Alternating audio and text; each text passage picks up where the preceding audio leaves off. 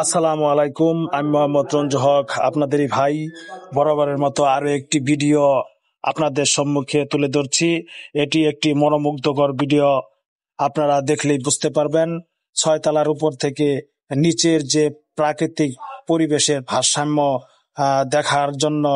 দেখানোর জন্য আপনাদেরকে মূলত এই ভিডিও করা। 6 তলার উপর থেকে